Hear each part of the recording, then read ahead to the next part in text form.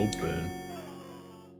I'm open. I'm open. Are we starting? I'm open. I mean, Yeah, we're starting. We can always cut that, but I'm open. So don't cut that. Mm-hmm.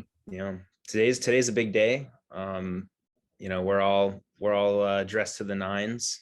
It's a Literally special occasion. 9. Special occasion. See? Number 9. There you go. Yeah. See, Sam's dressed up too. Beautiful. Yeah, this is a very, very special episode of I'm Open. Mm. Yeah. We have all dressed our very best, except for me, because we have one of the very best players ever joining us today. We have Cam Brock of the Indianapolis AlleyCats. He is the AUDL's all-time leading goal scorer by like a mile.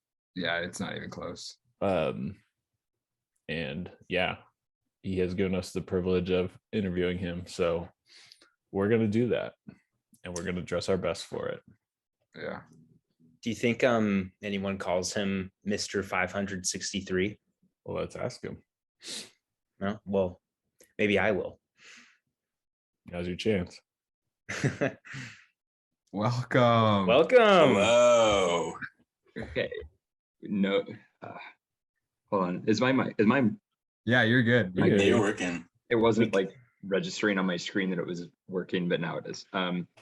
Didn't tell me about the suits, guys. I mean, Hey, I didn't wear one. So. We're wearing them to honor you. We wanted to look our very best for this interview. okay, I appreciate it. I have high standards, so if you showed up anything less, I probably would have left immediately. We heard. No, okay.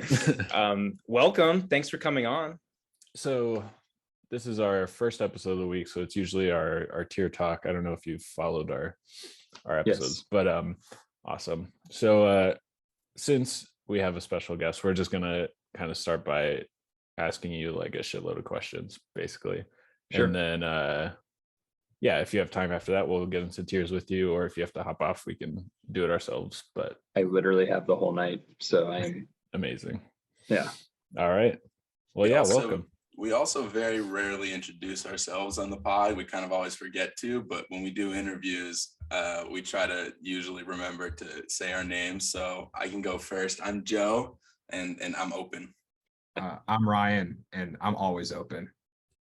I'm Andrew, and I'm open some of the time. Probably not as much as not as much as you, but we'll get there. And then I'm Sam, and I'm open as well. So Yeah, well, I'm Cam, and I've been open more than anyone else has ever been open. Oh, there it is. Incredible. That's probably true. You can just say that, and it's not even like Yeah. this egotistical statement. It's just probably factual. I think the statistics are there to back it up. Yeah, you literally can just like carry it around, or I don't know, send someone the link to the AUDL stat page or whatever. I guess we'll just get started with something maybe non-Frisbee related, but I know that you're a teacher. I've dipped my toes into substitute teaching here and there.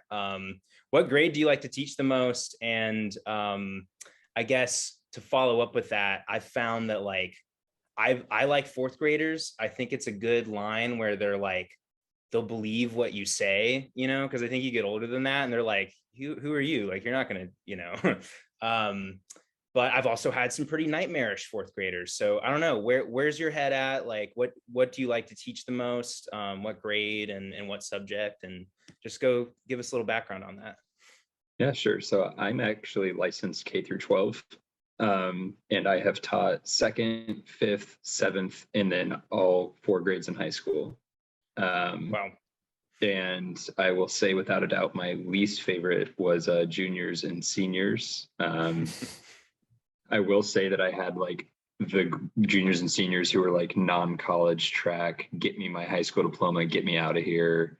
So when you're teaching kids who are just kind of waiting to get to the finish line without like a next step planned, they tend to just not be as engaged and not be as fun to like interact with.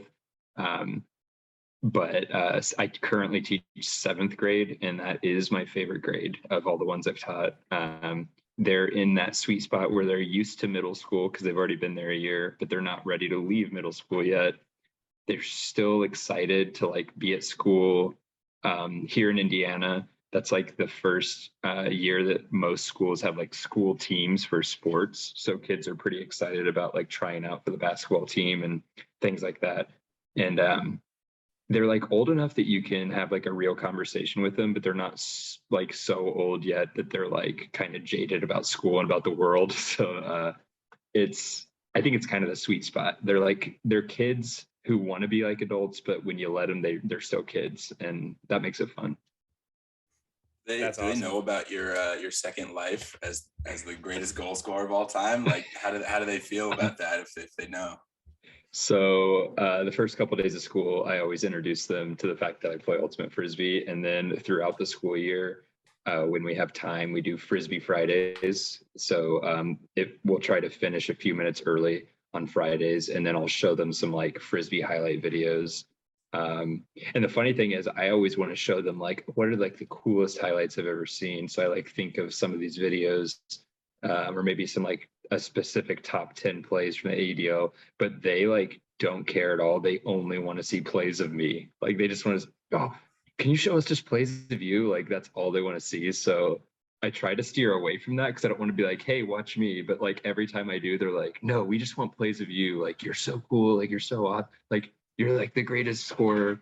And some of them come to my games. Like once, like I have a couple this year who have come to every home game, and they're just like super into it. So yeah, it's pretty cool. Like they always ask me about it. And then I coached 3 sports last year.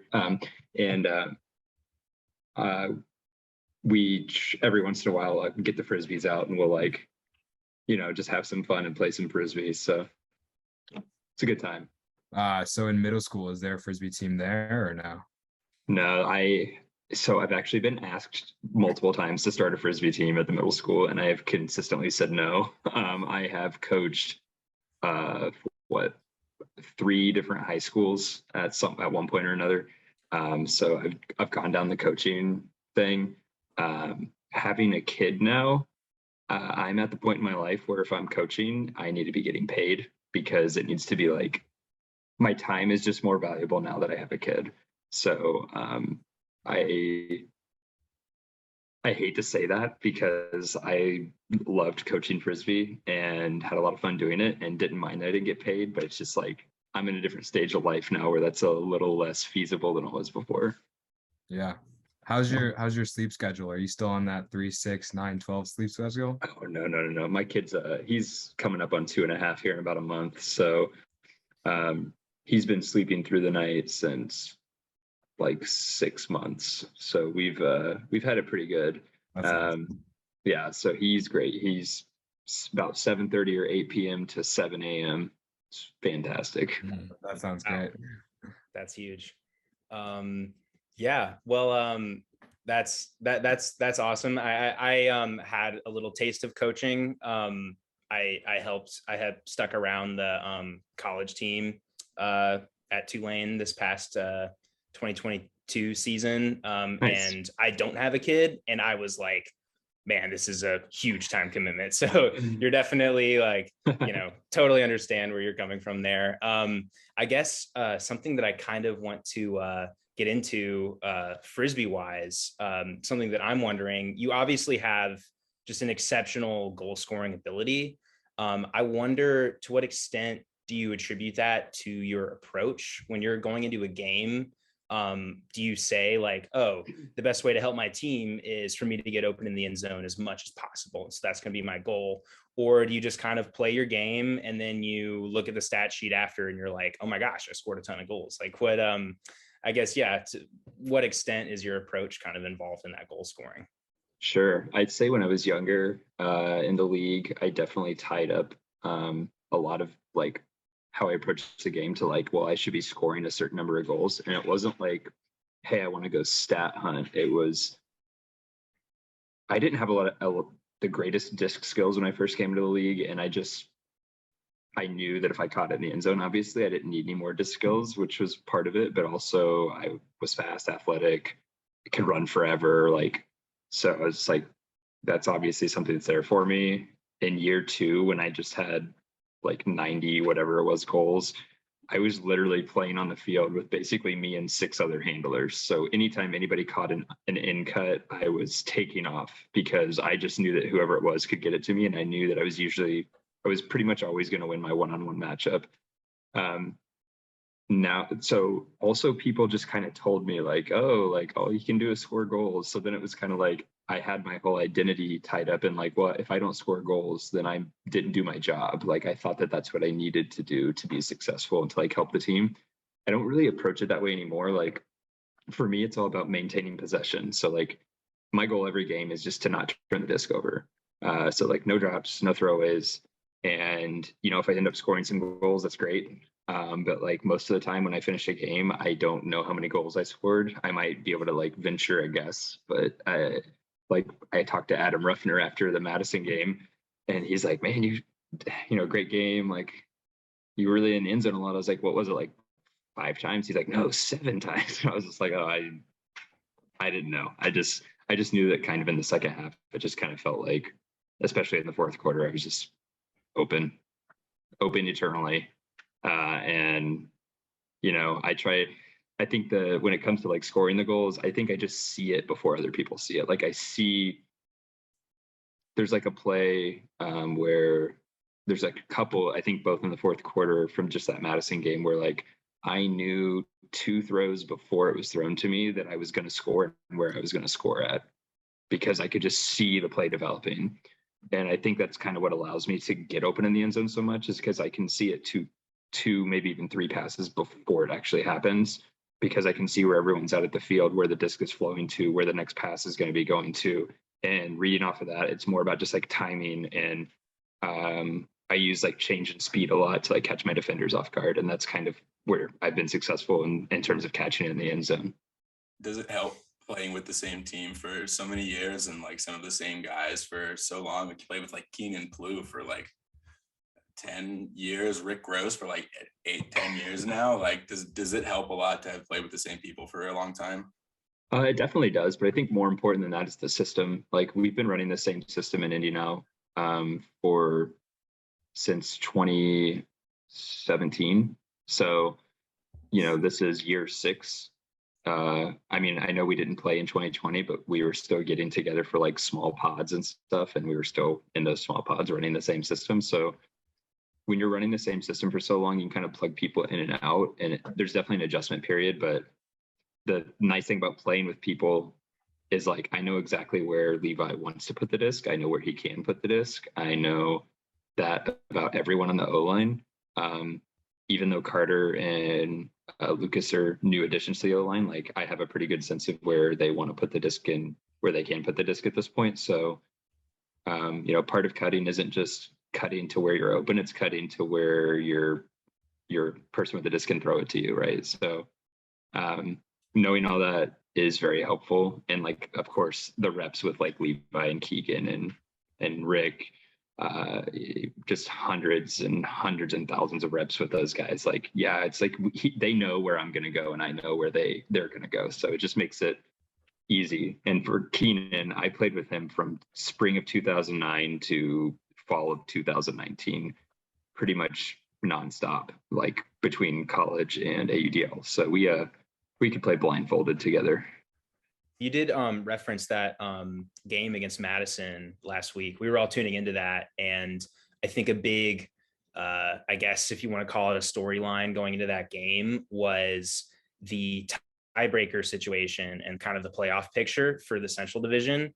In the heat of the game, how aware are you that, you know, it really benefited your team to not only win, but win by 2 goals to beat Madison in like a tiebreaker situation? Was that something that, you know, was on your minds while you're playing? Or are you just kind of there just trying to focus and win the game? I knew we were going to win the game. I didn't have any doubt about that. And I also knew that we needed to win by 2. So we talked about it a lot, especially when we got into the fourth quarter.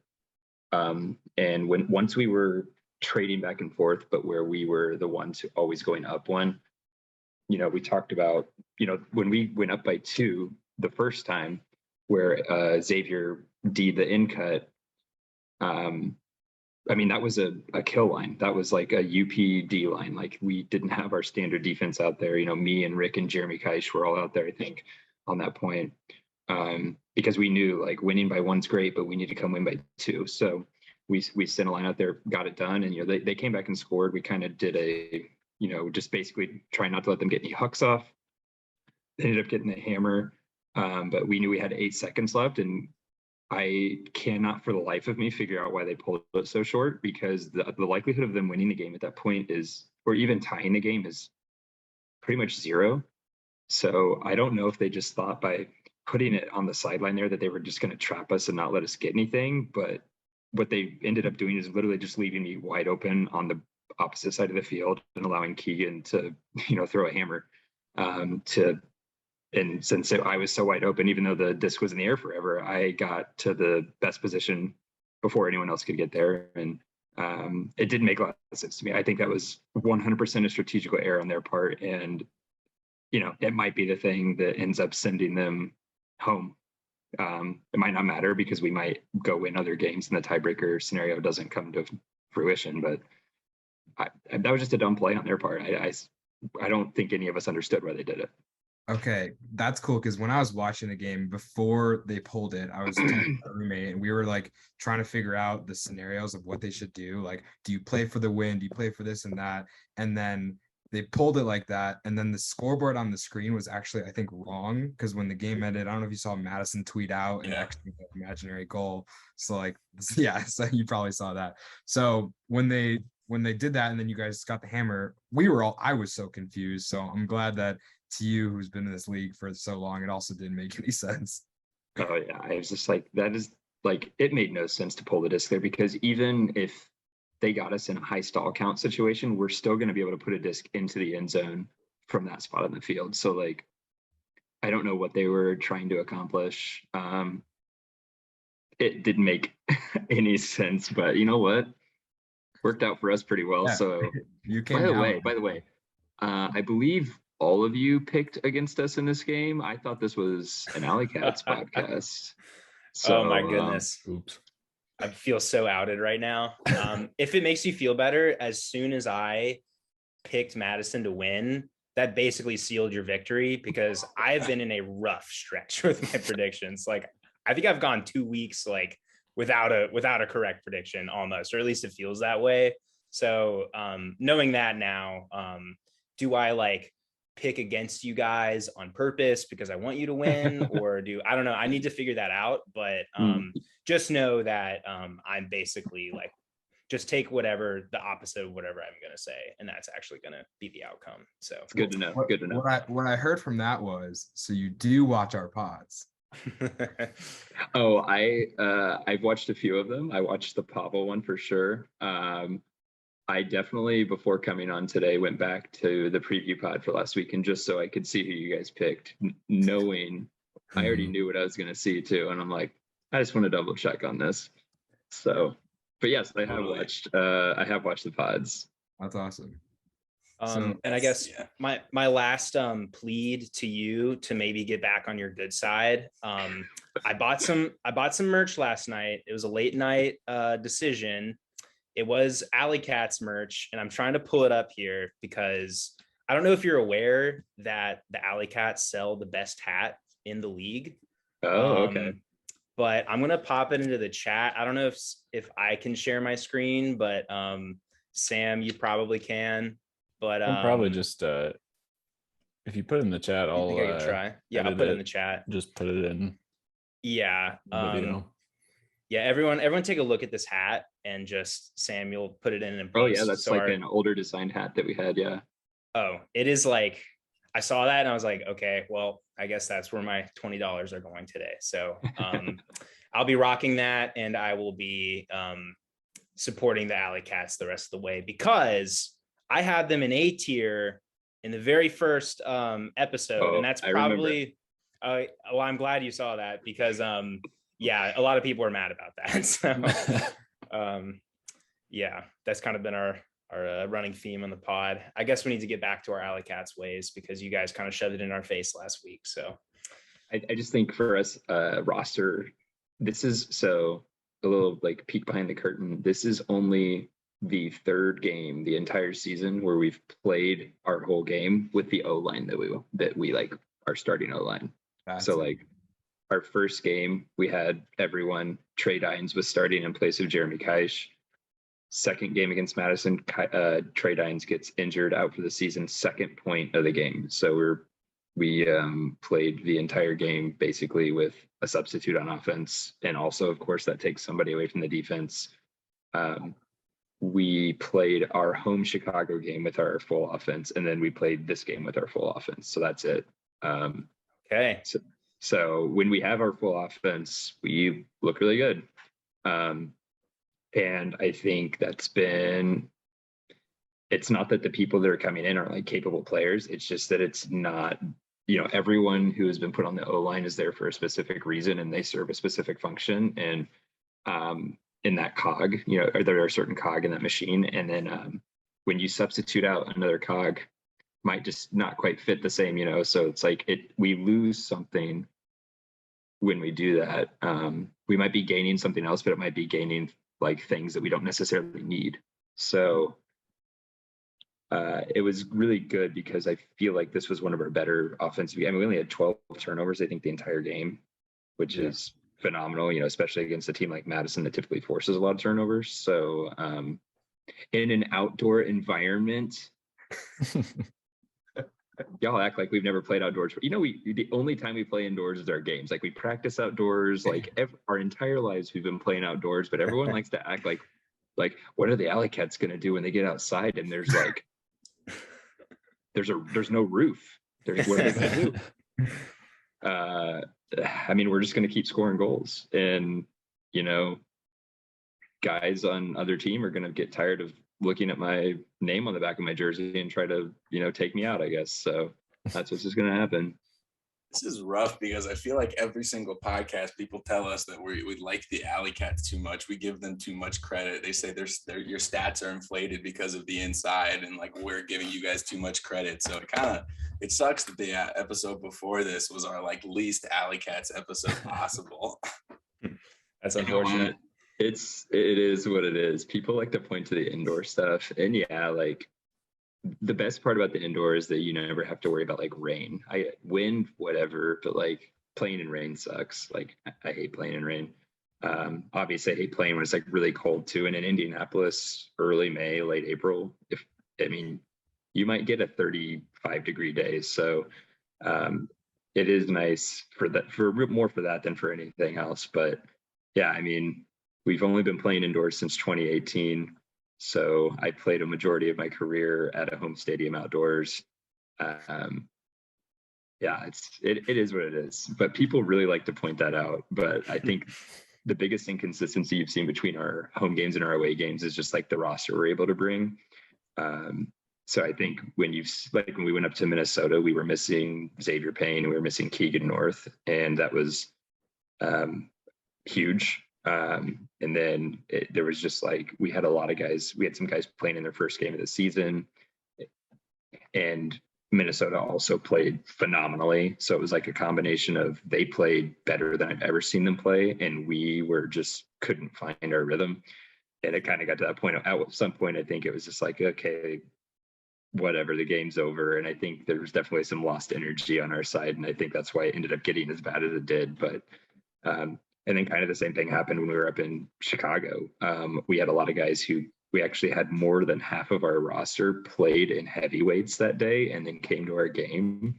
And then we were also missing Carter Ray on offense, which he's a very skilled thrower. And in that kind of wind, you want all the skilled throwers you can get. So like missing him, I think definitely hurt. And you could tell that like our guys that were playing in heavyweights, they started off pretty hot on defense. Most of them are D-line guys, but then as the game went on, you could definitely see that it was getting to them, like, playing outside, even just being outside all day and then just going and playing a game. It's hard on your body. So, you look at our two worst losses, and that's where they come from. And we've done a great job of just kind of sweeping them under the rug and just being like, yeah, we're just move on to the next game. We know that we know we're better than what we showed that day, and we're not too worried about it as long as we can still find our way into the playoffs. And as long as we don't have people taking our legs out and, trying to end our careers, then I think we'll be okay. Yeah, for sure. And to that end, I mean, at the end of the day, a loss is a loss, that either you win the game or you lose. So if you're losing, I've been on the losing end of plenty of games, and, the score can kind of look a lot worse than the result. So that's definitely something to keep in mind with your team moving forward. And yeah, I think your offensive efficiency is great. And that's part of why I really liked you guys at the outset of the season. So really excited to see what'll happen moving forward and the different matchups as we kind of look towards the playoffs. And I guess kind of in the spirit of matchups, is there a defender either in the Central Division or otherwise that you maybe want to shout out, who either gave you some problems or you were just otherwise just impressed with how they played? Two best defenders, Anson Reprimand, who is actually relegated to O-line duties right now, which he's great there, but he's just an insane defender, and Colin Berry. Two best defenders in the Central Division, two best defenders, even if I go through like club, two best defenders I've ever played against. And the thing they have in common is they both have great speed. They're both tall and they're both long. And I just have to work a lot harder to get open on them than I do with a lot of other people. Nate Goff is like, he's interesting because when he is 100% committed to like shutting somebody down, he 100% can. But he sometimes, goes like hunting for the disc a little bit, where he's like trying to see if he can maybe poach off. So you can take advantage of that, where like Colin and Anson, they don't so much do that. Like they're most of the time, they're like there to shut you down specifically. And because of that, they're able to. Now, do they miss out on other opportunities? Probably, but it's a double-edged sword when you go hunting. Like KPS is probably the person most people know for doing something like that. And I last year when I played in a game, he was guarding me, and I think he was only actually within like 3 or 4 yards of me, maybe like 20% of the time he was guarding me, because he's just like always out in space trying to see if he can pick off a disc somewhere. So everyone's style is a little different, but Colin Berry is actually hurt right now. I don't think he's actually going to play against us this weekend, so which is unfortunate. He's also just a great dude, so feel bad for him. Hope he gets better by the playoffs. Yeah, I've got some stats related questions that I wanted to rattle off. Okay, go for it. First, kind of in a category that you probably don't get asked about all the time, but you're having like the best throwing year of your career. Is that something that you've worked on? Because I was like looking through all of your stats, and it's not even like you haven't thrown that many discs this year. You've thrown a pretty high percentage on high usage as well, and 100% on your hucks too. You're 2 for 2. 2 for 2, baby. I can't even remember what the second one is. I remember the first one. I don't even know. So knowing that Travis was going to be gone this year, it did feel like an increased pressure to like perform well, and not only by getting open, but making sure that when I get the disc that we keep it. So that has been like, even back in 2019, like that was my best throwing year I'd ever had. So I have been focusing on that. And it's funny you say, have you been working on your throws? There is a meme that has been alive on this team since like 2013 that Cam Brock's really been working on his throws in the off season. We just had these announcers, and it just seemed like every year they'd be like, wow, like Cam Brock's really worked on his throws, and it has lived on. So any of my AlleyCats guys that watch this, they're going to be happy that made it into the pod. But yeah, it's more about like completing your throws isn't necessarily all about being the best thrower. Like I'm no Jonathan Nethercutt, but it's just about knowing where you can put it and when to put it. So like if you watch me play, you'll notice that I don't usually have the disc past like stall 4, because when I get it, if I don't see anything, I know that the best thing for the offense is just keep it moving. I think you'll notice that in games where we've had trouble, it's because we're not looking to move the disc quickly enough. So I know that as like the captain on the O line, and without Travis out there, who was our other captain on the O line, I need to not just like tell people like, hey, we need to do this faster, but I need to like lead by example and actually be doing it. So that's been my goal, and I think I've achieved that goal like so far this year. So I'm just going to keep pushing to do that and keep pushing my teammates to do the same. That's really interesting. All right, but then in terms of goals, you said you didn't like, you're not stat hunting, you know, you don't like always know the stats, but I wanted to know if you knew how many games you've ever had 0 goals in. 1. Oh, AUDL site says 2. That's not true. Really? They said they were both in 2017. One game at Minnesota. It said there was another game or I don't know if it was but against Detroit that same year. You think I didn't score a goal against Detroit? Well, I was confused too. We need to Look get at the on tape. this. We need to. Yeah. Where's Joey, Daniel come on. Cohen? Get him in. Fun Get him out of here. Fun fact, I scored 13 goals in a playoff game in 2012, and they are non-existent. Not in the stat sheet. Nope, nowhere Wow. to be found. It's as if that game never happened. We played against in the semifinals. We played against Lexington, who became Cincinnati Revolution, and we won 25-21, I believe. And I scored 13 out of our 25 goals. And Keenan, me, and Hans, another guy, they both went to Ball State with me.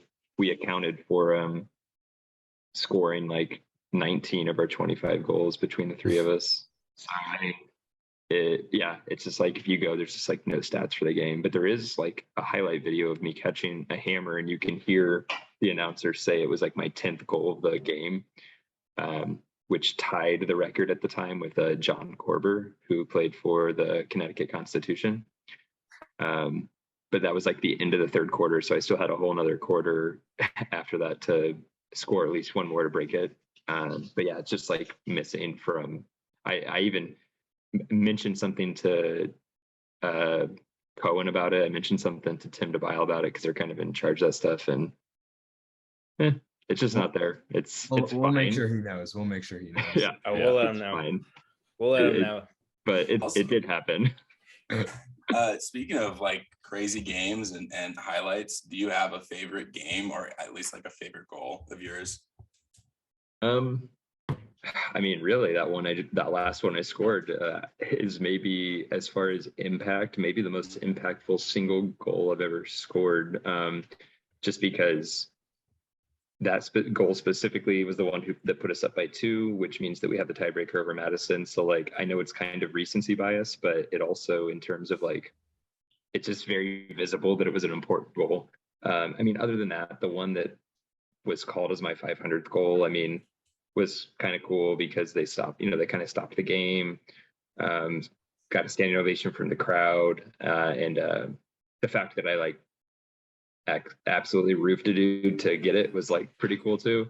R.I.P. Jesse Johnson, sorry. But then like I had the hammer I caught for my 10th goal in that playoff game, made it onto SportsCenter's top 10 plays. Like that was really cool. I had another one that made it onto SportsCenter's top 10 plays from 2012, where I like basically had 2 dudes sit on my back and I kind of like laid out while they were sitting on me to catch the disc right before it hit the ground. So there's been a few. And then like in 2013, when me and AJ Nelson, who played Machine for years and played Wildfire, we were kind of going back and forth with the goal lead all year. And I had one game left and his season was over and I was 1 goal behind him. So I scored my 2nd goal really early in the game. It was like the 3rd point maybe for us. And the entire Madison crowd like gave me a standing ovation, even though I was a visiting player. And I thought that was pretty cool. playing in Madison's awesome. Like they were heckling me the entire game. Like I had kids in one end zone heckling me. I had adults in another end zone heckling me. And then there were these guys right behind our bench heckling me the entire game. And then when the game ended, those guys behind the bench were like, man, you played a really good game. Like you guys, that was fun. Like, so like it was all in, good natured. But the kids on the other side, you guys will love this. They were calling me Caillou the whole game. Oh no. That's tough because Caillou is a little piece of shit. You certainly are not, but yeah, that's funny. We had Reese Bowman on earlier in the year, and he had a pretty cool moment with some of the Madison hecklers as well. But I'm sure you saw it when he drank the beer after scoring that like buzzer beater. So it seems like a really crazy place to play. But it's cool that you get to, being in division, you get to go there pretty frequently. Yeah, it's pretty awesome. Like, honestly, they should, like, every championship weekend should be there. Like, it's like they fill that place up, and even if Madison doesn't make it to championship weekend, they're still going to fill that place up, and it's going to be loud. It's going to be a great atmosphere. So, I mean, I feel bad for people in other divisions that they don't get to come to Madison and play, because it is just a cool experience. And they're so passionate, but they're also just so knowledgeable about the game. Like they know what to be excited about. Like they know how to like heckle you without crossing the line. Like it's just great. Like I love going up there, and I've won 2 games in a row up there now after starting off 0 and like a million. So it's been nice to get a couple wins up there actually too, because that makes it obviously a little more fun than when you're coming out with a loss. Outside of the teams that you've played, like just kind of like the new teams and teams you've never played, like what team, if you could like have like a scrimmage against or a game, like Colorado, Salt Lake, new teams, or just any other team that you haven't played against, like what who do you want to play against this year if you could? Yeah, it's a great question. I mean, it's hard because with all the new teams that joined this year out west, like those are the ones that kind of jump to mind, because I just kind of want to see, like, I haven't had the extended eye test to like see, okay, are you guys going to be like a team that's consistently good, or you just like you saw Portland, they came out at the beginning, everyone's like, oh, Portland's going to be great, and they have just been a mess ever since then. So like I think playing Colorado would be really interesting. I've played against Jay Frood before, because he used to play in Madison, but like he's 10 times the player now than he was then. And I think he's one of my, like, if I could just like hand pick a guy from any team and just be like, hey, I want to be your teammate, he might be like number one. Like I love watching him play. So I think playing Colorado would be cool. But honestly, just like anyone I've never played before, I'd love to play, whether it's a team that's really good, whether it's a team that's historically not so good. Just being able to meet new people and just like kind of take on new challenges is always fun. Like I'm happy we get to go to Atlanta. Like that's great. We have 2 guys who used to play hustle, so I know they'll be really jacked. But like I was a little disappointed because we played Atlanta in 2019, and I was like, man, I kind of would like to wish they would have paired us up against like Dallas or Austin or somebody else that I haven't had the chance to play against before. Also, Austin's coach used to be my teammate, so that would be kind of a fun game. So yeah, I mean, it was cool getting to play against New York. Would love to get to play against them again this year, in the championship game or something. So yeah. We would love that here on this AlleyCats pod. Obviously. Oh yeah, you guys would also pick against us. So which apparently bodes well for us. I would pick the Empire. That bodes well for us apparently. So, yeah. Oh yeah. You do not want me picking you. Getting to the elephant in the room, especially in this pod, we've got a lot of exciting rookies to watch this year. Specifically one out west in Los Angeles. But forgetting about that guy, because we give him too much airtime. What rookies maybe on your team or across the league have kind of been cool and picked up AUDL nicely, and who do you think would be like rookie of the year or make the rookie like all rookie team or something like that? Sure. I mean, there's a couple names that just like I think are no brainers. Like if you just kind of look, like Jordan Kerr has just been tearing it up out in Salt Lake. Fun fact: in 2014, I don't Salt think Lake Jordan's City. a rookie though. Is he not a rookie? I think No, he's a 'cause he- sophomore. Because he played Oakland last year. Oh, Yeah. okay. Well, then he's out. He's an MVP candidate, not a rookie of the year candidate. That's fair. Salt Lake City actually in 2014, when they had a team, actually tried to get me to come play for them, which was hilarious. But anyways, okay, I thought he was a rookie. Well, that's a hard question because like the thing that makes it really hard is you have teams that have popped up, right? That are like brand new teams. And Like all of obviously Colorado. like almost all of Colorado minus like maybe 5 guys on their squad. You've got like all the Portland team, right? So like Leandro Marks is obviously going to be all rookie team, even though they're really struggling now. You could point to a handful of guys on Colorado that could make it. But that's kind of that's what happens when you have like an expansion team. Since you're going to inherently have a lot of rookies, they're also going to have to be in big roles. So they're going to be getting more opportunities. Whereas most of the time when you're a rookie, you're finding your way on a D line somewhere and maybe not even like a D1 line. Maybe you're getting on for like 6 points a game.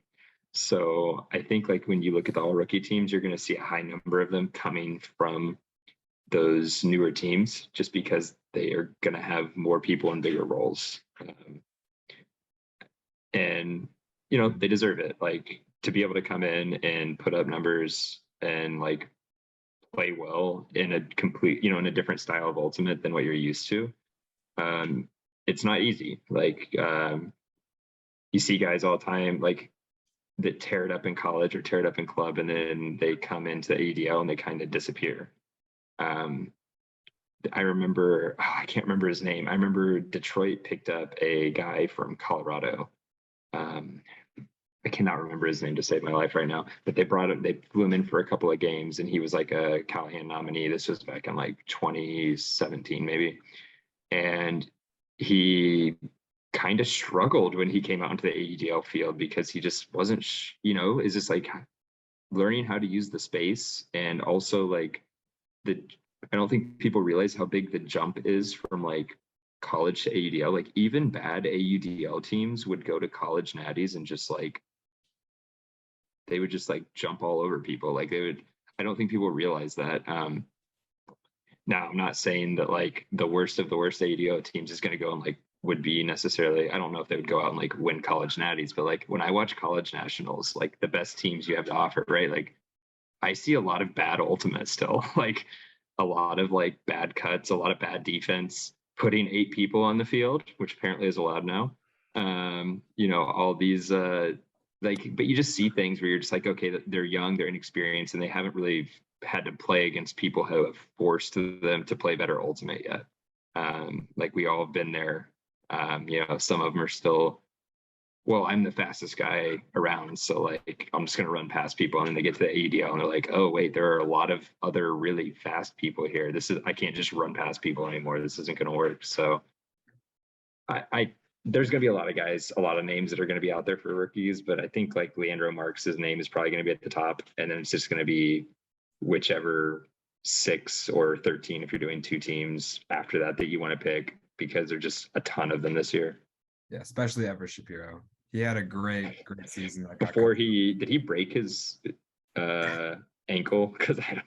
It's just a bad sprain, but we saw the picture of like the bruising and it looked broken. Yeah, I saw the picture of like when it happened, like the still shot, and I was like, no thanks, no, don't want to mess with that at all. I've been very fortunate to avoid any sort of serious injury throughout my career. I've missed 2 games. 2 games. The first one was because I had a stroke.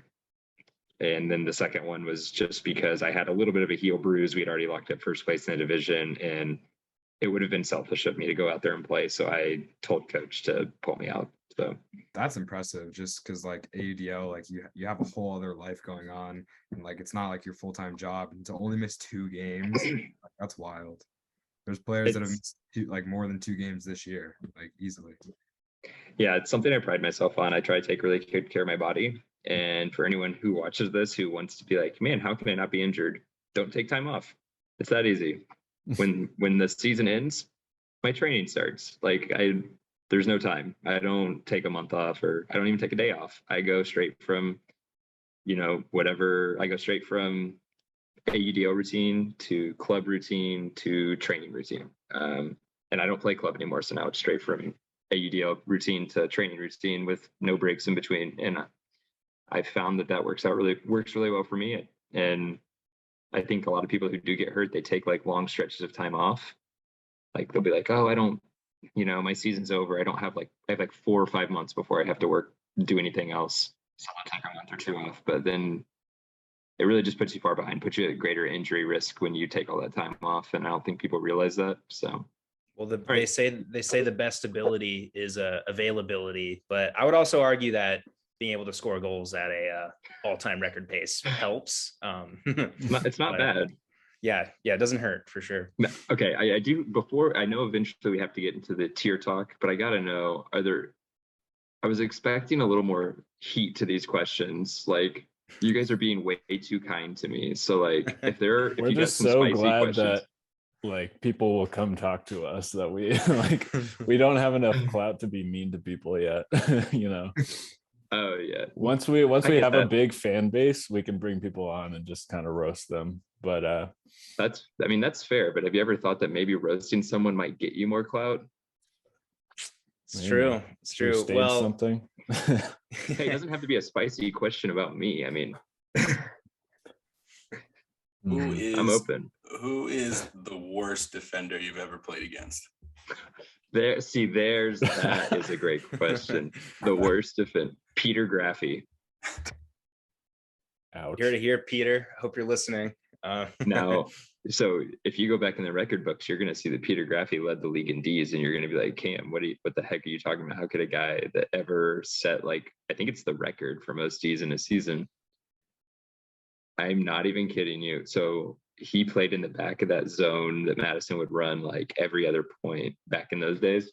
And I'm telling you, people would just throw the disc to him. Like, they would just like forget he was there. And I saw it firsthand from my own teammates. So that's how he got a lot of them. And he was an athletic, he's athletic. He can get up really high. Like, he had this highlight where he like goes up for a D, I think over Bo Kittredge, and it got like all this.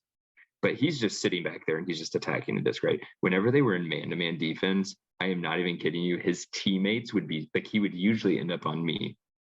And his teammates would be screaming at him from the sideline because he wouldn't actually guard me.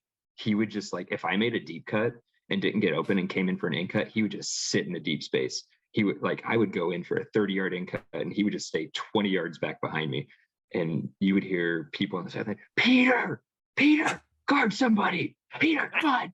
And they'd just be screaming at him. And I'm like, that dude does not want to play defense. He wants to sit at the back of a zone and just wait people to throw him the disc. So yes, Peter Graffy is the worst defender I've ever played against. But with the caveat that if you put him in the back of the zone, very good there. But man to man, it was awful. All right, I've got a question, and we'll go around and say our position first, if that helps. I'm a handler. I think the rest of you guys are cutters, right? I do everything. Yeah, Sam does everything. If you had to I'm a pick cutter. someone on this team to win a 2v2 mini tournament, who are you taking? So I can choose any of you to be my teammate for the 2v2 Yes. mini. I'm the only one who's a Callahan nominee. I'll say that. So you're the only one who who just put a video together. Well, Sam put the video. I made it for him, but Well, But technically, only 2 of us have been captains of an ultimate frisbee team. That would be Sam and that's true. Actually, also, yes. also Ryan's Callahan video. I took. I think it was Tanner Tanner Johnson's Johnson. video. I took Tanner Johnson's video and just like put the words Ryan Lieberman over his name, and then just like whenever there's a scoreboard, I put Tulane instead of UMass. And So then I every just stole there his was video. like Tanner Johnson. Sam was like Ryan Lieberman. Yeah. It's a great. With Tulane has produced some pretty good Callahan videos. Shout out Tulane. Shout out Sam mostly. Thank you.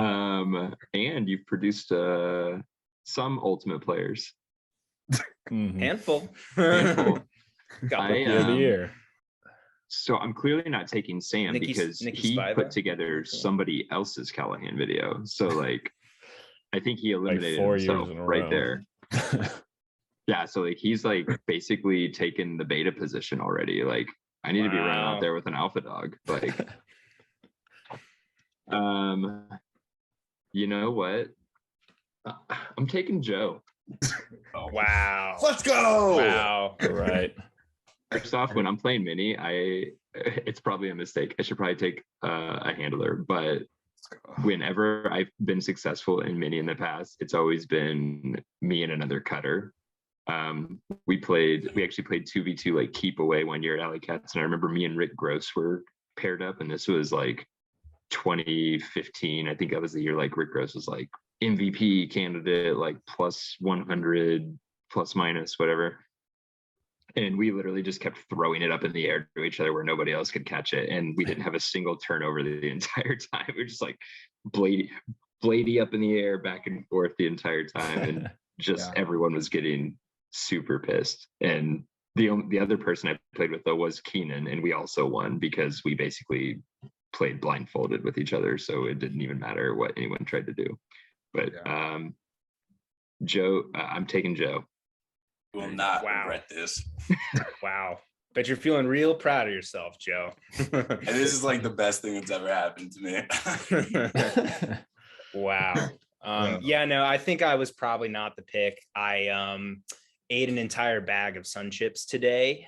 Like not a small size, one. like a big No, not a small one. The family size bag. Yeah, that kind. I did though I did get some advice from Khalif El Salam on Twitter. He told me to get a bowl and put the chips in the bowl.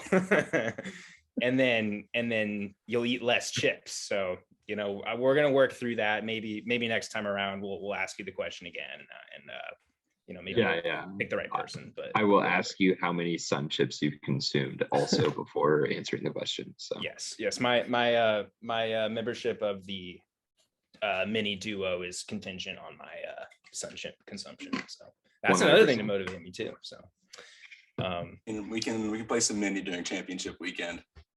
Don't remind me. I would love to, but I plan to be playing at it, so I might have to might have to take a rain check, but we'll see. That's totally understandable. Yeah. I have one more question if nobody else does. I wanted to know what's left for you to accomplish. Like, obviously, like, do you have a set number of goals in your mind that you think you can hit? But also outside of that, like, what else is there that you want to do? Do you want more success in the playoffs? Just in general, what do you see for the rest of your career? What would you like to do? That's a great question. I mean, obviously winning a championship would be great. I think even bigger than that for me is just like, I want, whenever I'm 100% done, I want to feel like I've done my part in like helping the AlleyCats and Ultimate in Indiana like get better. Like I want to be able to have a positive impact on that. So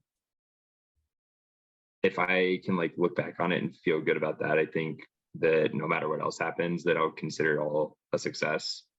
Like, so a little background, like when I stepped away and like thought I was going to be done, my wife and I were going to get into foster care, and like that was going to be why I was going to be gone. We were going to we were planning on getting foster kids, and I knew that was going to take a lot of time. And you know, if I was in Minnesota and something happened and I wasn't there, could be really hard on my wife. So found out my wife was pregnant in March, and then we were like, well, putting the brakes on foster care because we were pregnant with kid number 2, and then in late July we found out that she miscarried.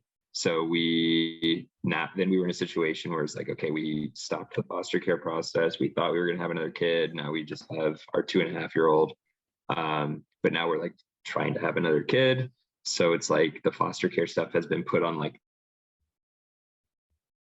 the back burner. But like once we weren't doing foster care, I was kind of like, well, Casey, like, can I go play Ultimate then? Like, and I was still not going to, but what really happened is I called the first game when they hosted Detroit, and then they had a game against Chicago the next day.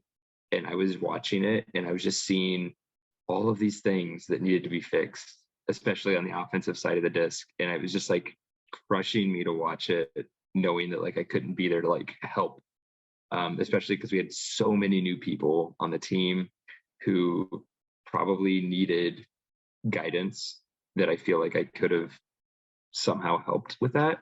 So I was just like, all right, Casey, like I really would love to do this. She was like, yeah, go do it.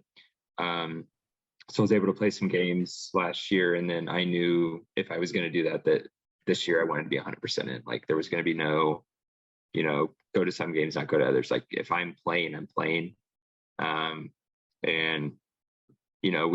I think we've had a pretty successful season so far. Definitely would like to have a couple of games back, but definitely heading in the right direction from where we were last year, where the only team we could beat was Detroit. So I just want to keep making an impact, and I want to keep like developing a good culture here. And I think we have that. And I love the guys I play with, and they're ballers. Like I score goals because I have great teammates. Like you can't score a goal on your own unless it's a Callahan, and you'll notice I have 0 of those. So every goal I've scored has been, a teammate throwing a disc to me. So I just want to keep playing as long as I can, and keep playing with absolute ballers, and keep helping them get better, and they help me get better. Yeah, I just want to thank you for sharing that. And back to your original point of like, you want to like had that impact on Indy. I think if you retired today, like you would have accomplished all of those goals that you set out. So keep playing for as long as you can until they kick you off. But I think you've already done well above, what you needed to do if you wanted to achieve those goals. So I appreciate it. All right. Well, a heartfelt end to our questioning. I do want to shout out one of your teammates, Ben Landry, who's me and Ryan's Heck yes. homie from club. I think that Lando will attest to the fact that the right answer for who to play mini with would be me. But you know what? I'll have to ask him. Terrible answer. right. What'd you say? I said you might be right, but I said it with an inflection like I was going to say something else, but I didn't say anything else. Because I'm definitely right. Yeah. Okay. I think we can kind of do what we did with Pavel to start. Cam, is there any like blatant errors? I'm seeing the wait, hold on. Sorry. Not to cut you off, Cam. I have the reason I want to initiate this is because I have some big structural suggestions here. I want to get wild with it. First of all, on Twitter last week, the dude running the Being Ulti account, oh my god, told us that it needed to be a bell curve, and it like the C needed to have the most teams, and then it sort of needed to thin out from there. I'm advocating that we get rid of the C tier entirely. Okay. I think we need another tier above S, and we need another tier below F, and we need to get more extreme and just have no mediocre teams. There are no C teams. There are only S through B teams and D through F teams. Or exactly. F. By the way, can we talk about the fact that Pavel didn't know what an S tier was? Yeah, that was embarrassing. I'm glad you brought that up. Also, can we talk about how he stole my suggestion in the comments and put it on Twitter? Wow. I'm pretty sure I commented the Pavel tier first, right? Yeah, I'm not gonna lie. You commenting that was like the best thing to ever happen to us until up until this interview. Oh yeah. We just got Pavel on, so that was pretty cool. But then we saw you comment, and that was like, oh my, we were all like, this is crazy that he has watched our videos. Give me 1 second. For some reason, my laptop is like plugged in, but not charging, and that's going to be a problem. So give me 1 second. Okay. Sam, I I think we like wanna- your idea of adding an F minus. Mix it up. I don't like average tiers. Yeah. What'd you say? I like your idea of adding an F minus or S plus. Yeah, that's what I'm saying. Because like I'm Yeah, not trying to 'cause- lift these teams out of F, but I can understand that we need to put like Detroit and Tampa Bay lower. Yeah. Are we gonna leave the C tier there but empty, or are we just deleting it totally? It might be funnier right. if we leave it there empty. I but- feel like if We we leave are it there good to go. empty, that's even worse. okay, I cool. think Like- I think that'd be really funny if we left it empty. Yeah, definitely.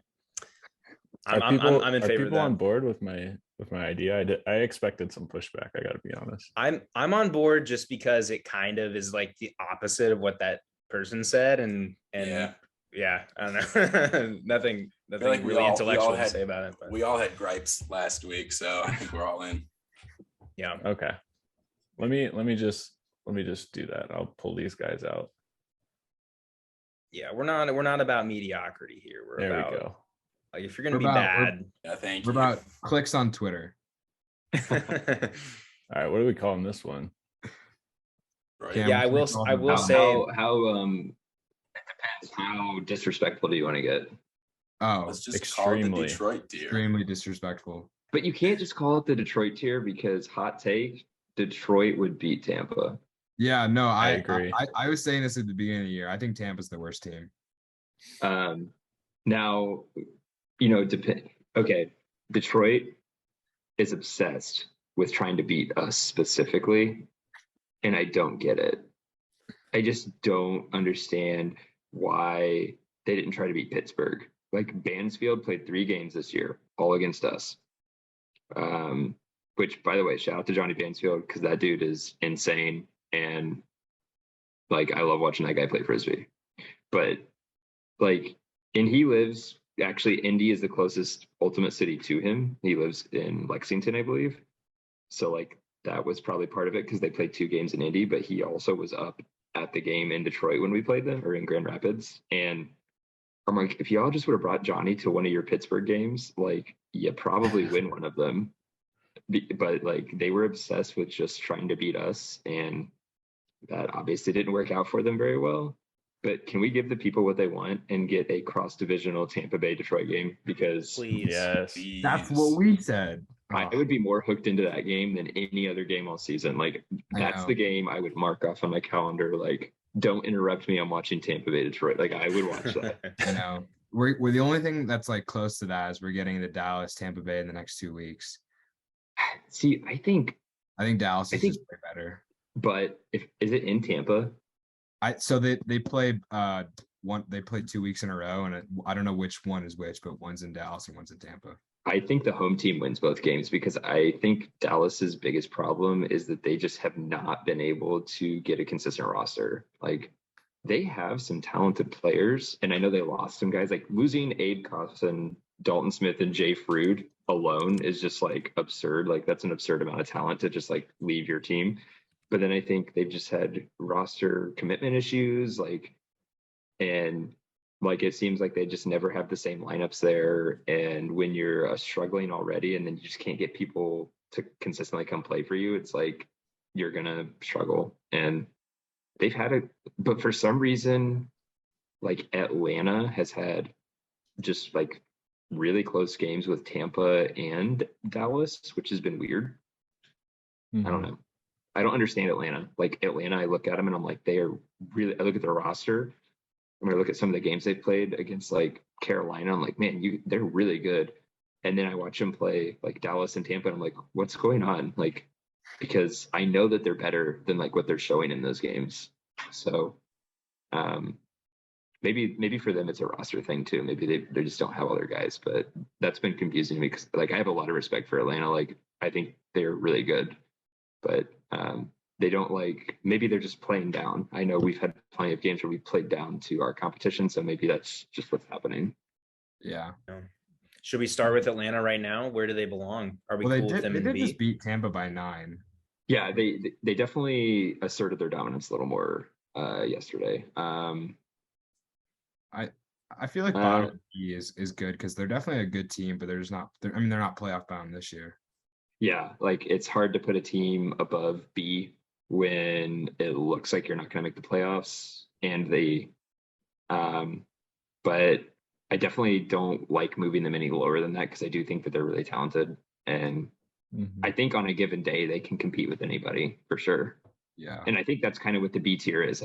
Like to me, the B tier is they probably have the ability and talent to compete with anybody, but they just don't do it with consistency enough to be in the A or, any other tier above that.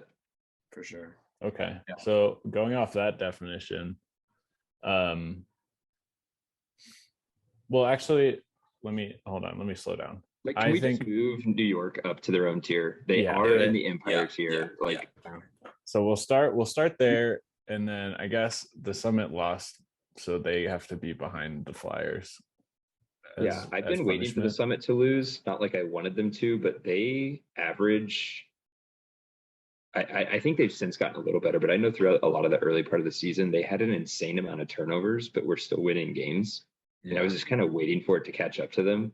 And I think when I found out that they were going to San Diego and that San Diego was actually going to have pretty much their full roster, I predicted that San Diego would win this weekend just because I felt like that was just going to be a tough test, like actually facing. Plus, they had 2 games this weekend too, and that that makes it even harder too. Yeah.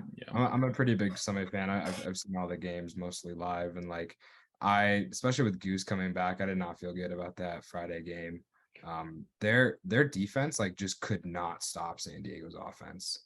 Like watching the highlights too, it was like San Diego was really throwing a few trust balls up there, and they were coming down whole with game. them. But they always come down with it. They always get position, and like they just they're really good at like getting position and just coming down with like what looks to be a 50-50 ball, but is really more like 80-20 because they know where to throw it. I will say S tier commentator Chuck Kindred out there in Colorado. So yeah, we could do a commentator. We're thinking in the summer, or not in the summer, after championship weekend, like we need some like fun video ideas. And I think a commentator tier list, Lepler in a tier of his own, of course. But the Lepler tier, of course. Lepler tier. Love that. I will say I love the Chicago announcer because he's got like this like really thick like Chicago accent. I think it's so funny. Yeah, he does. He's got kind of like that raspy voice too. Like, the Pittsburgh commentator, he's way up there. He does it like solo, and he's incredible. Like, I don't know how he does it. Anyways, tier talk. I think Carolina is playing like the second best team in the league right now. I think they're absolutely top of the S tier. I don't think there's really going to be much pushback on that. What do you think about the Summit? Do you think they deserve to be in the S tier, or their schedule is allowing them to, have the record that they have? So I think the Summit, they're to me, there is no other S tier team. Ooh. It is like, to me, Carolina has clearly been playing like the second best team in the league all year. I need to see the Summit consistently like fix the turnover issues. I think they've been getting better, but I feel like to like put them in the same air as Carolina, I need to see it like basically from here into the playoffs. So I would say Carolina, it's like really like you have an Empire tier, a Carolina tier, and then you kind of start talking about everyone else after that. That's kind of how I feel. I agree with you actually on that. Well, I will say this. Sometimes when we're not positive, I'll just throw up the team stat page and just kind of see where two teams kind of compare. And in terms of turnovers per game, you've got the Empire with the fewest, you've got the Breeze, then you have the Flyers. So, these are all like really good offensive teams. Then the AlleyCats, and then the Summit right behind the Hustle. So the Summit are there in terms of turnovers per game, with some of the best of the teams. So maybe I'm kind of the voice of like, maybe we don't punish them too hard. Maybe we're not too reactionary, but like maybe they kind of have been cleaning those turnovers up. I don't know. If I ask you not even today. If I would have asked you on Friday, Carolina or Colorado, would you have hesitated to say Carolina? Just in a head-to-head. Yeah, just Ooh, that's interesting. Because I can tell you, like, I would not hesitate to say Carolina. No, and I'm not saying they would blow them out, but like, I just think when I look at Carolina's roster, like, and I think people know this, but like, it's kind of amazing that they haven't won more than one championship because they always just choked in the playoffs and didn't even make it to championship weekend. But they have just, I mean, their roster is just insane. So fun fact, Yannick played what did he play? Carlton? So he's like, one of the main handlers for Carolina. I subbed in for Travis Carpenter at a tournament for his college team because it was unsanctioned and they were in a power pool, and he was really worried that his team would really crumble without him there, but he had to go to a funeral. So he asked me if I could sub in for him, and I was wearing my Cats jersey. So of course I had my name on it. And Yannick was like, "Oh, Cameron Brock?" I was like, yeah, I do. I know him really well. It's like, oh, that's awesome. Like, that's really cool. And I never told him like the whole weekend that I was Cameron Brock. And then I ran into him. I went to watch Nationals in the first year. It was in San Diego, and I ran into him and said hi. He goes, "You probably don't remember this." And I was like, "I remember." He's like, "I figured it out later, but I was too embarrassed to come say anything." I really respect that you just walked away. That's awesome. It was fun. It was fantastic. But back to tier talk. Yeah, I mean, I'm a big Summit fan, but I agree with your take on bringing them down. I think Summit have so much talent and athleticism. Like, they're so young, and like you said, they have a high turnover rate. And the only reason that they've been winning games is that when their O-line throws a turn, like, they've been getting it back because they've just got fucking athletes like on their O-line that are just like so good that they'll just get it back. And like, when they played the Growlers, like, the Growlers O-line just like wasn't throwing it away. So whenever the Summit would like throw a turn, like, they would convert, and that was the game changer. So I think you're right. Going against the Flyers, like, I could see the Summit in the next couple of years like being that S tier team though. So maybe not this year. If they win this year, I'd be super happy. But in the next couple of years, I think they could be really good. And that's the thing, like, when you start getting into those games against really good teams, you can't just rely on, if we turn disc over, we'll get it back. Yeah. You might not get it back. Like, you can't rely on that. And that's kind of the issue I have is like, I think obviously they're super good, like, but I think that it's like clearly Empire, then Carolina, and then the Summit after that. So yeah. And this is where we've ran into problems with now talking about, like, Salt Lake, who the Summit beat once in a close game and then another time away in a pretty handily fashion. And it's like, I don't think there's a Summit tier, it's themselves, but I think Salt Lake has been playing pretty well. Yeah, Salt Lake is interesting to me because they've really beat up on teams that they're clearly better than. Like, they're one of those teams that, like, if they're better than you, they're gonna beat you by 10. Like, but if I will be interested to see how they handle those closer games against great competition. Like, they did have a little problem with San Diego a couple weeks ago, even though San Diego didn't have Goose. And I think maybe was missing someone else important. I can't remember, but I know for a fact Goose wasn't there. And Travis Dunn also, I think, just had like a really off game for him. And the game was still like within reach for a lot of that, despite those two things.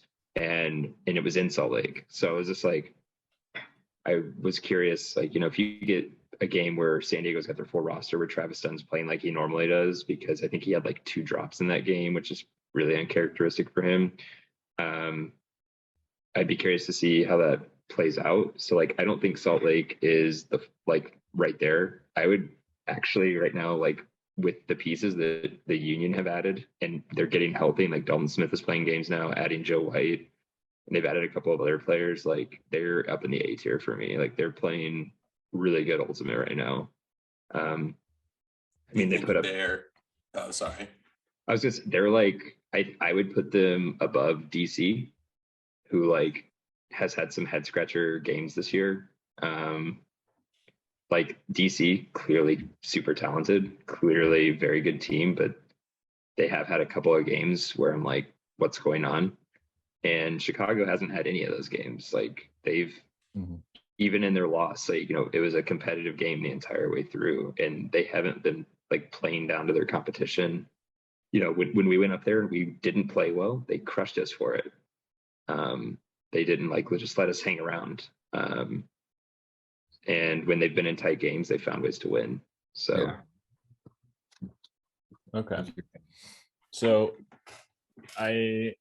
based on what you're saying, I think it makes more sense to have the shred down and be sort of on the level of the Growlers and like the Soul, who have shown like they can hang with those really good teams. Like the Soul beat the Flyers and the shred almost beat the Summit. But maybe they just don't do it every week, I guess. Yeah, I think they're either top of the B tier or very bottom of the A tier. Like clearly good, clearly a very good team with a high ceiling, but just maybe haven't quite figured out how to break through against the like really tough competition yet. Yeah, both the shred and the Growlers have kind of confused me because like they keep playing really tight games against Oakland and Seattle, and like I don't know. I mean, the Salt Lake did just beat, I think it was Portland by 14 points, but then they also, they beat Seattle by 1 point. And then I think they just beat Oakland last week by 3, but they were losing for parts of that game. And like San Diego has done similar things, but they beat Colorado, and Salt Lake's only losses are to Colorado. And so I don't know. They both confuse me. I honestly, especially San Diego confuses me. I think San Diego's is partly a roster thing. I think they were missing Goose for a while, obviously being out of Worlds. So that, despite the fact that he is an old man, he is still very good at Frisbee. So. Yeah, I think for me, when I look at the shred, and I got into some discussions with folks on Twitter who agreed that maybe with y'all that the shred should be in B, and I was saying I just think their offense is so high paced that I think they still belong in A. And also friend of the pod, Jordan Kerr, is having an amazing season. But I do think that kind of the story of the shred this year, I was just kind of, again, I've got the stat page up. They're second in the league in scores per game, with just behind Empire. And they're 13th in the league in turnovers. And I think that kind of tells you like all you need to know about that team. Very high octane offense, but yeah, like that's kind of the difference against those really good teams and against that competition is the turnovers. And like, you can have this high risk, high reward offense, but when you run into like a really disciplined team, then you'll run into some problems. So maybe they belong in B tier now. But I just think they have so much potential as a team. I think they could be scary in the playoffs, but I mean, time will tell. What else do you guys think about where we're at in this B tier? Windchill just lost. I think we got to talk about Minnesota. Yeah. This is so. Minnesota is going through some injury issues right now. I know that's part of it. They're like, so Colin Berry's been out since they played us.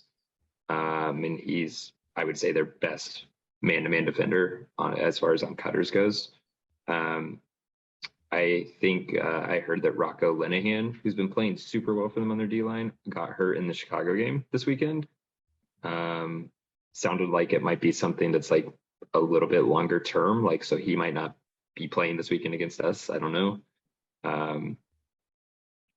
So like when they're healthy, they're really good. Like, they went and beat Chicago's only loss was Minnesota beating them. They have thumped teams at home when they've had like their full roster. I think when they have their full roster, they're absolutely an A tier team. But if they're going to be missing guys, then I think like with the roster they have right now, they probably belong somewhere in the B tier. Just because of that, because you can only base a team's off of who they have, right? So you're not grading us as if we had Travis Carpenter, right? You're grading us without him because we haven't had him all year. So I think B is probably the right, they've lost 2 games in a row now.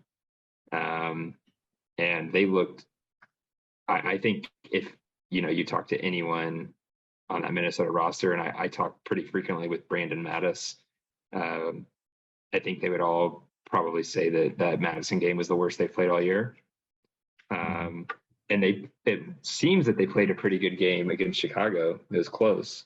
I don't have Fox Sports, so I haven't watched it yet, but it seemed like just both teams were playing really well, but Chicago obviously came out on top.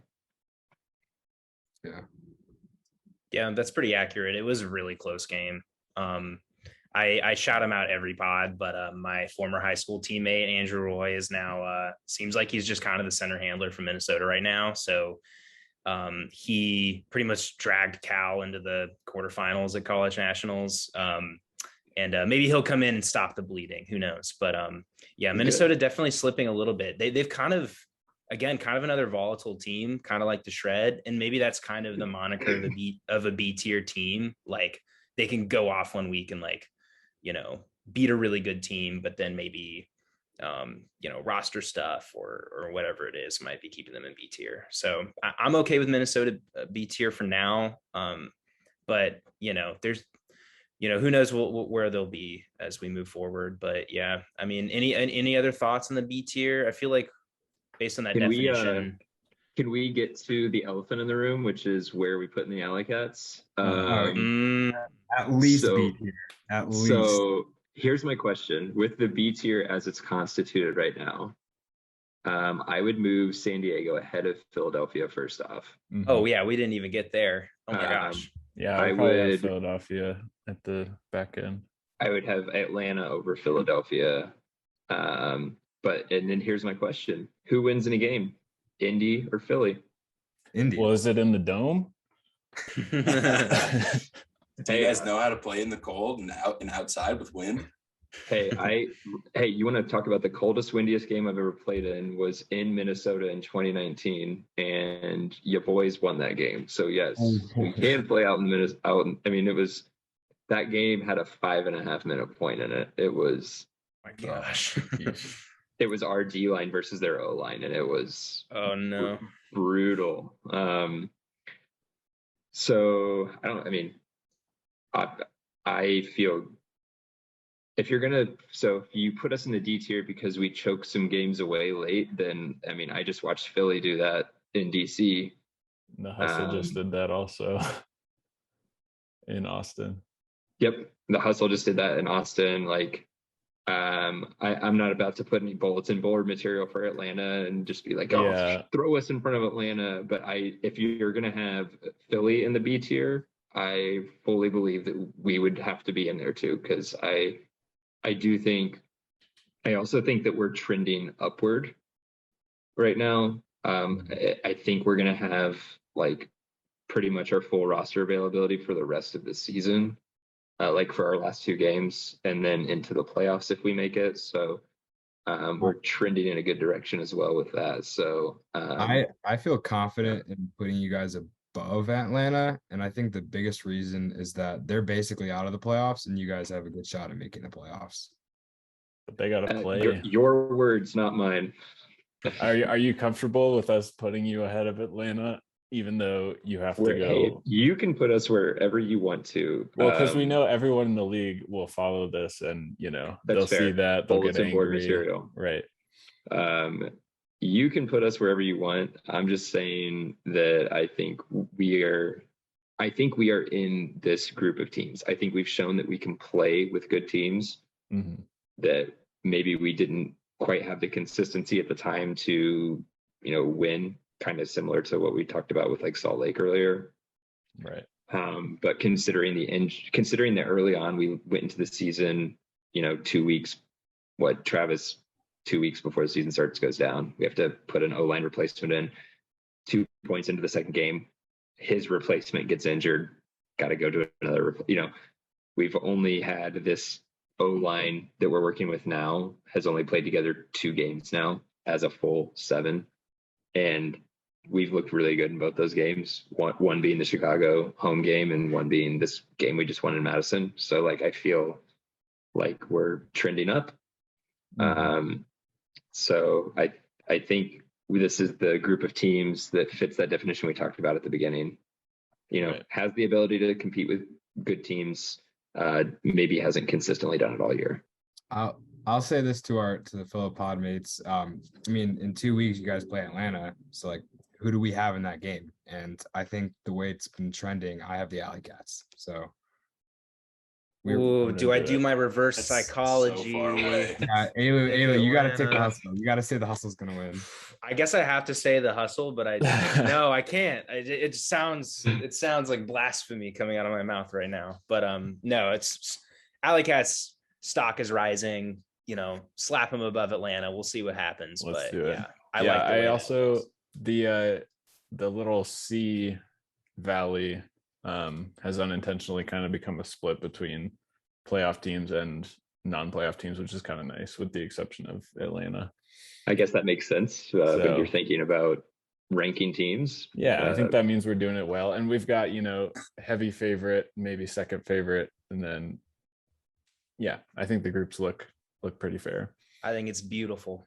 Best tier list I've ever seen. Hey But guys, I just now- want everyone to take a look at that A tier, because if you are not, then you should subscribe to this channel. There we go. Oh, thanks for that soundbite. That's good.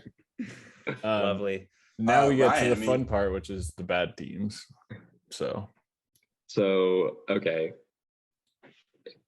So if we're putting it by how many spirited non-bad bidding teams are there, then the Radicals are in the right place. They make a lot of bad bids and they're in the D tier. So that makes sense. As has been gone crazy on Reddit from this past weekend. They've been the team. I will say this. It used to be Minnesota was the team we always worried about making bad bids and backpacking us, but it's been Madison the last 4+ seasons probably. Damn. Wow. yeah, there appears to be some. Did you see Josh Klain tweet after you guys? Oh, did we? We saw it immediately as soon as we got funny. on the bus to go back to the hotel. Somebody had already pulled up the tweet. Yeah, I had never seen such overt aggression on social media. So clearly there's something going on there. It was hilarious. Yeah, we got a great laugh out of that.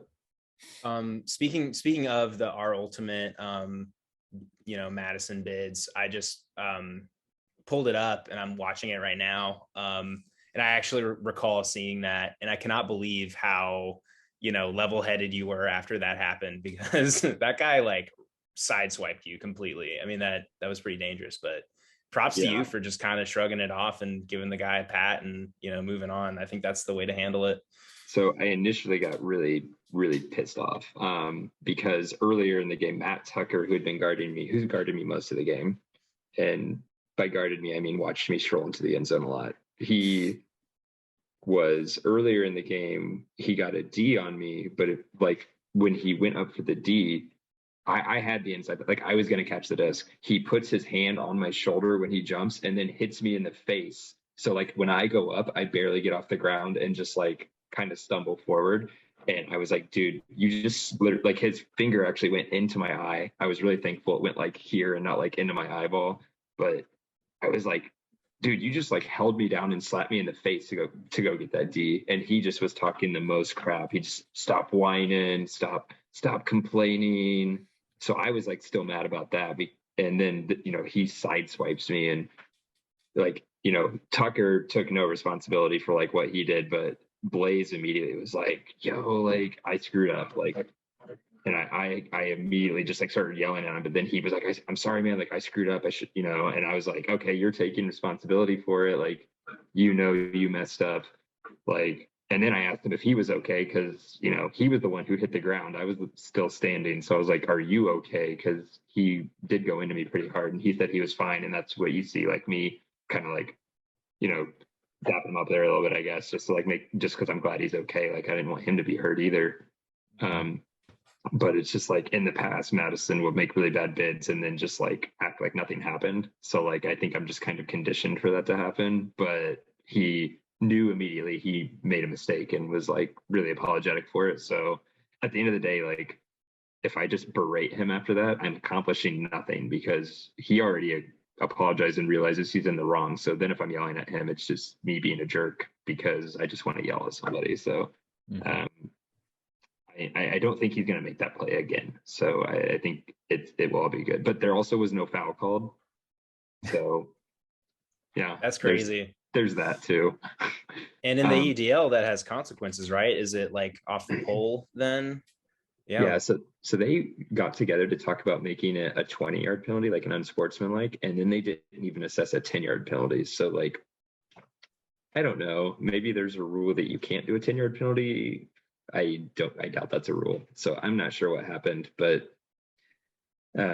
nothing was called. So it is what it is. Well, thanks for kind of bringing us inside the play a little bit. That was really fascinating, and the context around it too. But yeah, I mean, again, props to you. But yeah, so we have Madison and D. We feel good about that. Do we want to talk about the other elephant in the room, the aviators? They gotta go. We got to put them down. Oh, I hate to see it, but I don't think that's the only elephant in the D tier right now. The Oakland Spiders, I think Spider stock is going up. They're alive for the playoffs. These two teams, they're alive. They are alive somehow. We have to acknowledge that in some way in this tier list, I feel like. Yeah. I'll be rooting hard for it. They almost beat the Shred. They did a good job. They went up on the Shred for a little bit. Like I checked the score and I was like, is something wrong? Like, but no. I watched that game. Basically, the Shred just like they were just giving up goals. Like they just kept making bad mistakes, like bad decisions where they would just throw it away or bad huck decisions. But they were just clearly the better team. They were just giving up turns. Oakland has 3 wins. Like, yeah, okay, they're alive for the playoff hunt, but they have 3 wins for a reason. And like we had them in our F tier, and then we put them up kind of to be like, here, like, congratulations for winning a couple games, but we'll move you down when you start losing again. And they've started to lose again. Yeah, but they have a cool logo, so they've got that going for them. There is that. How not normal curve would it be if the C tier is empty and the D tier has 1 team in it? That's true.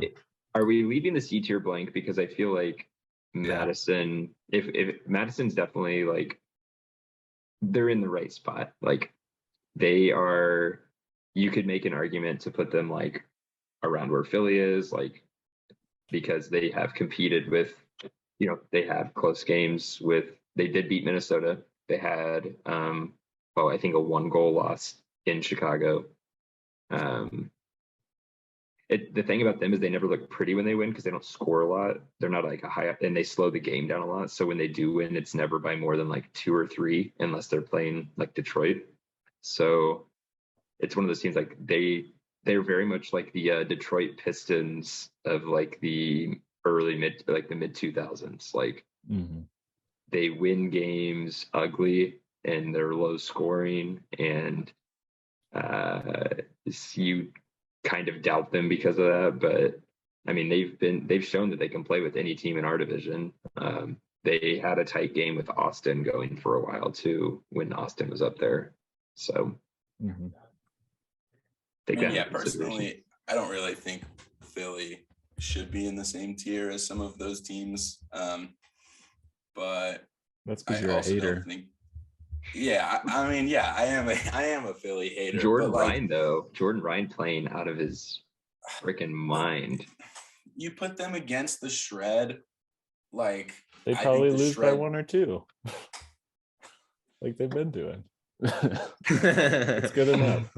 They do tend to lose a lot of games by. But you know what? I think that's the difference between the B tier, the top of the B tier, and the bottom of the B tier, right? Like, when the B tier is that big, then there's going to maybe be a little bit of a bigger gap between top and bottom, right?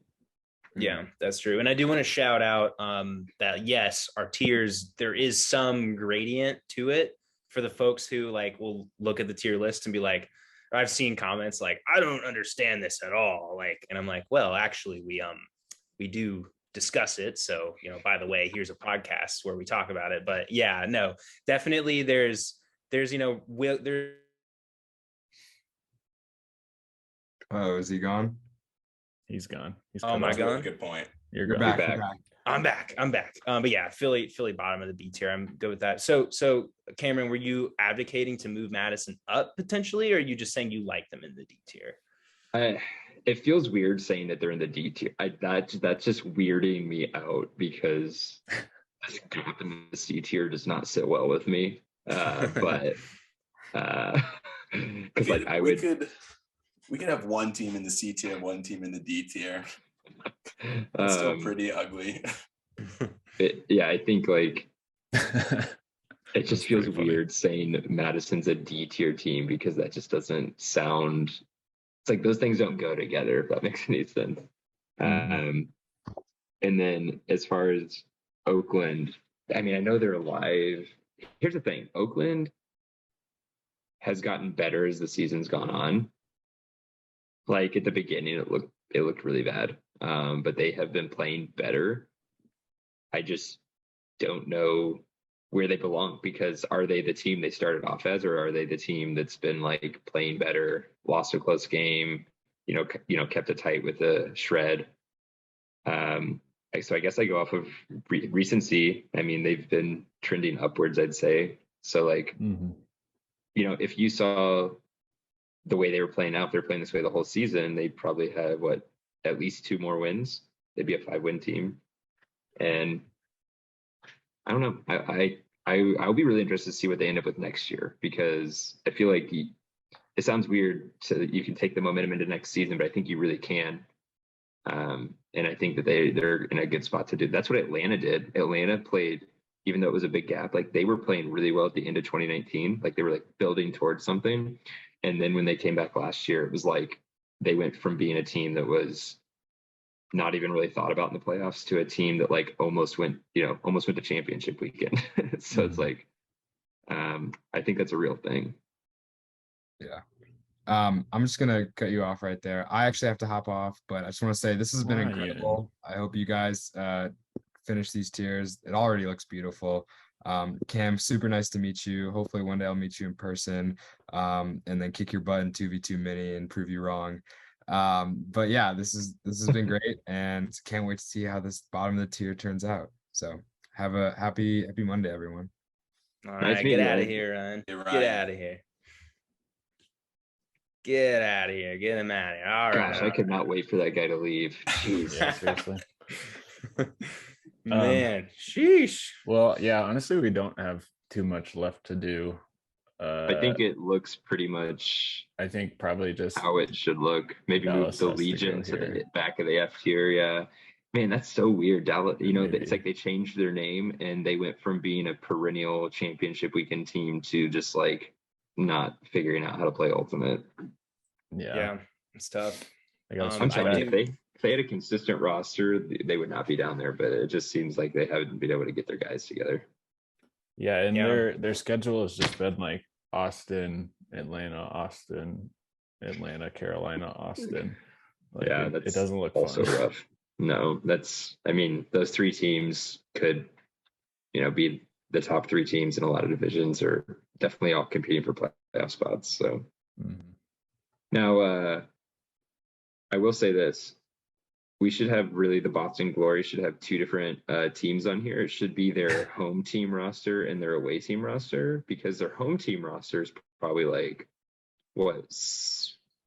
maybe B tier. Yeah. And their away team roster is like basically where they're at in the F tier. Like that pretty much summarizes their season, right? Mm-hmm. Yeah, Pavel was saying the same thing, but in a lot more aggressive of a way, basically calling them a joke and saying that if you're not going to bring your roster to away games, you don't deserve to be in a tier above F. Dude, I honestly I'm a pretty big proponent of like, if you tell me you're only going to play home games, then I will tell you to go sit at home. Like, I don't want you on my team. So maybe they just felt like the team that they would be putting out on a consistent basis was going to be non-competitive if they made that decision.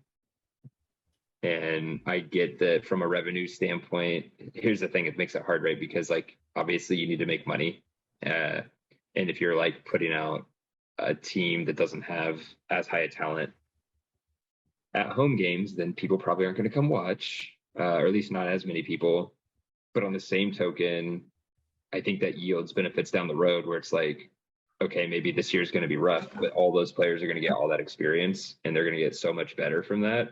Then the next year you can literally just tell those other guys, like, you don't have to come here because we have a team here who's like getting better and committed.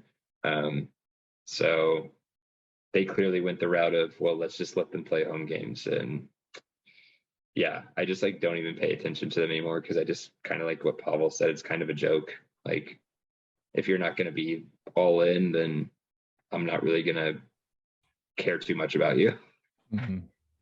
Yeah, for sure. I mean, that's kind of where I'm at too. I mean, like one of Ottawa's only wins is Boston. What's Ottawa's second win? Is it like Boston a second time or something? I don't know. I think they beat Montreal. I think it was. Oh, did you see the Jeremy Hill clip they posted on Twitter today? Which one? Which Monday.mp or mp. Oh, yes, I did. That was brutal. Jeremy and I did a jersey trade in 2019. We mailed each other jerseys.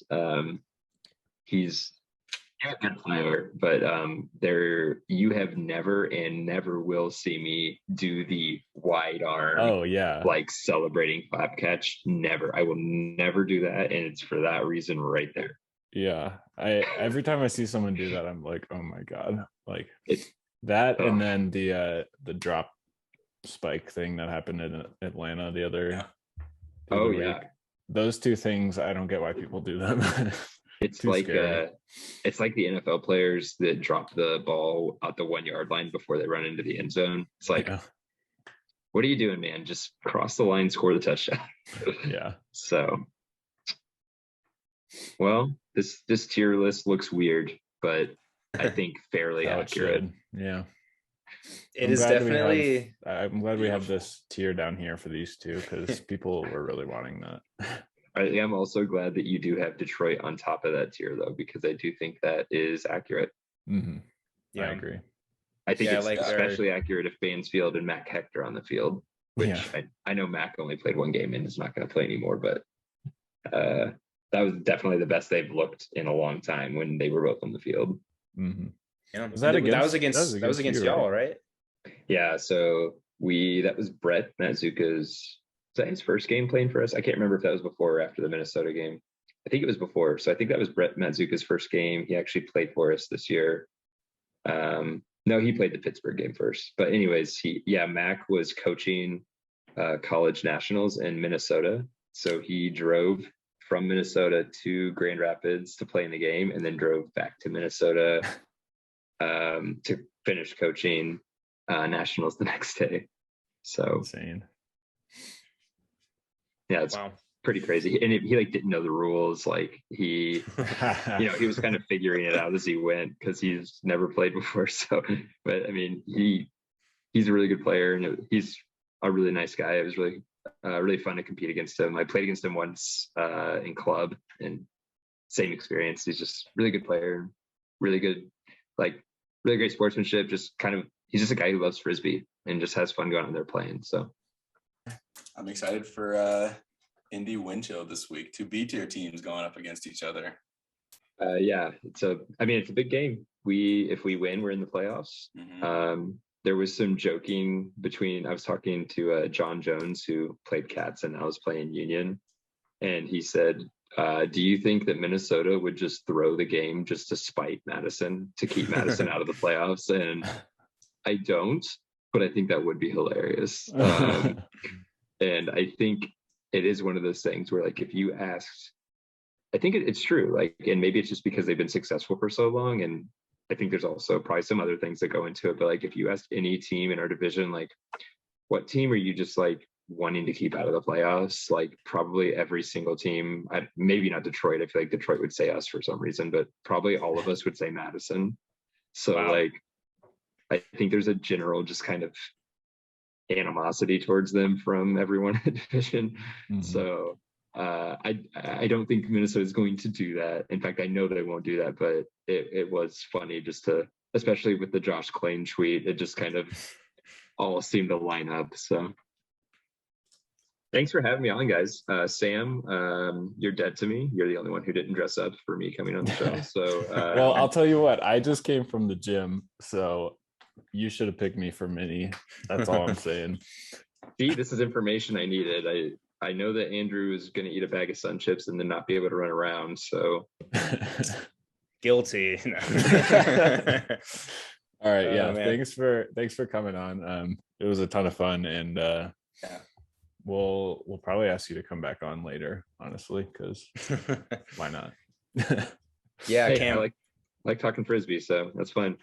Clearly. Yeah, no, it was a pleasure to have you on. The last kind of thing that I want to throw out there is I'm not sure if anyone's really called you this before, but the nickname Mr. 563 has a nice ring to it. I don't know. What do you think? Mr. 563. Does that I don't include know. playoff goals too? And do we just No. Well, maybe we got to adding to it? I believe it does include playoff goals. Yeah, I except thought for it was those- 5. except for that one 537. game. except for those 10 that or how 15 Yeah. that you got robbed of. How many was it? 13. 13. Okay, we'll get on the case. If you've seen our campaigning for Everest's I Rookie of have. the Year campaign, we can go after that full throttle as well if you want to let us loose. So That injury might keep him off the all rookie team. We'll see. I know, it's a bummer. well, that won't stop us from talking about him. So anyway, it was awesome to have you. Thanks for coming on. It's been an absolute thank you. blast. Mhm. Hey, thanks for having me. It's fun. Keep up the good work. Keep up the content. Thanks. Look against Appreciate it. Minnesota. Hey, Yeah, thank you. and good luck the rest of the way. And hopefully good luck in the playoffs too. We'll be definitely rooting for you, and I will be wearing my AlleyCats hat. So Nice. Just make sure you don't wear it during the game because that might be bad for us. that would actually, you know what? I won't even watch any A of your very good games. point. I just keep me as far away from you guys as possible. All All right. right. Thanks, guys. Right Thank on. you. All right, later, Cameron Brock. All-time leading goal scorer in the AUDL. I'll tell He's you just what, like he us. was open. Yeah, He was I love open. how he was like, I am open more than anybody else. It's like you are like Yeah. we can I've, you can back it up. I know he and I have not played together in our minis game, but he's still the best teammate I've ever had. Oh yeah, easily. Yeah. He's the best opponent I've ever faced. Wait, we got to figure out who's sitting out then. If it's, should we just kick Ryan out? You and me, Lou. Yes, yeah, we'll take it. Ryan. Yeah, we never really defined